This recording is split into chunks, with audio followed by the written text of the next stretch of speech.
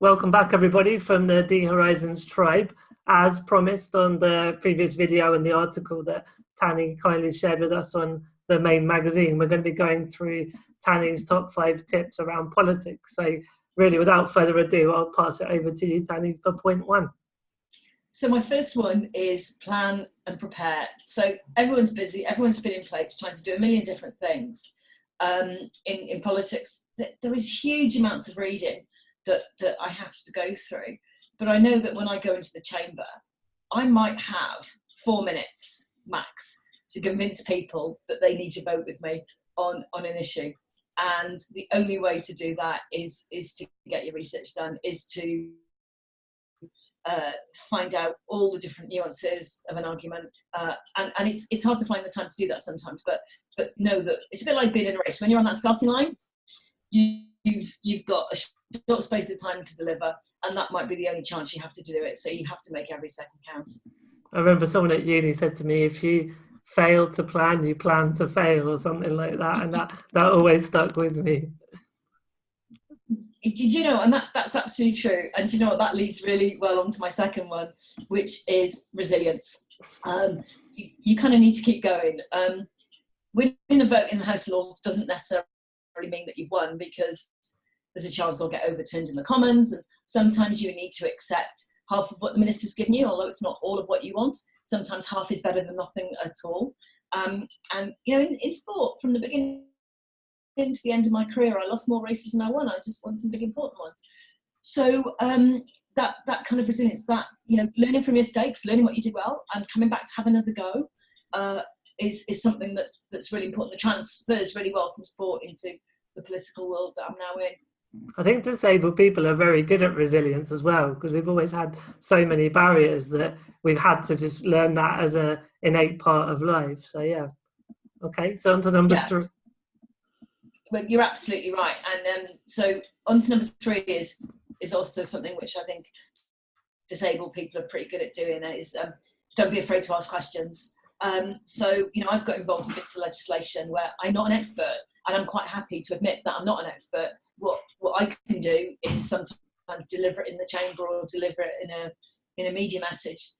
So you know, knock on the door and ask people what they think, and build a kind of team of people around you who are the experts. And I couldn't have done the work I did in welfare reform without, there was a small group of people who were incredible, both in terms of watching every single minute of the debate and sending me information and help and links and articles, but also someone who could explain some of the absolute complexities of what was happening. And that kind of links back to the other 2 points, was that not being afraid to ask for help means that you have better planning, you're better prepared when you go into that crucial moment. Yeah, that sounds good. Okay, so on to the next point. So the next one, they all kind of link actually really well, and I didn't plan it that way, but it's about relationships. It's about having really good personal relationships with people.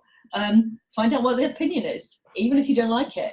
It's good to be challenged and to be checked, and to just find out what people think about everything. Listen, don't just hear. Listening is a really difficult skill. Learning to shut up is a good one as well. I could probably learn from that, but for me, everything I did as an athlete and everything I do now is about having good personal relationships with people. And I guess the relationship and the question one is around not feeling you always have to do it on your own, the kind of connection to that point, I think. Yeah, and that's massively important, is that you're not on your own. You just need to spend some time finding some other people and to help and support you. And so actually this links on my last one. My 5th one was like my family. So I live in the northeast of England. I work in London 4 or 5 days a week. I have a 15-year-old daughter. I'm really conscious that by choosing to do the stuff I do, I'm away from her. So I spend a lot of time talking to her about the politics that I do and why I do it. And she's sometimes interested, she's sometimes not. But it's about spending time with your family. My work-life balance is not great. Sometimes it's brilliant, sometimes it's atrocious. Sometimes Karis is really interested in what I'm doing in the chamber, and sometimes, you know, she's like, well, I wasn't very good, was it? Oh, okay, thanks, Karis. But try and spend time with your family. If you're passionate about stuff and you're trying to change lots of things, whatever you do, spend time with the people around you. And when I say family, I don't just mean, you know, it might be your blood family, it might be your chosen family. Spend time with the people around who care about you, because actually they're really important in terms of helping resilience and helping all those other things kind of fit together. And if I was half as good at telling people what to do as doing it myself, I'd be in a much better position. But for me, I definitely try and protect my weekends and chunks of time with my family, because you can't get that back. Yeah, no, that makes a lot of sense. I know also when I've had a problem with work, when I actually switch off and come back to it, I suddenly have the answer as well. So I think that it does help your professional life by having the social life as well. So yeah. My daughter is very good at grounding me in my politics. So in welfare reform, I lost a batch of votes, and I was feeling pretty upset and miserable and thinking I'd failed.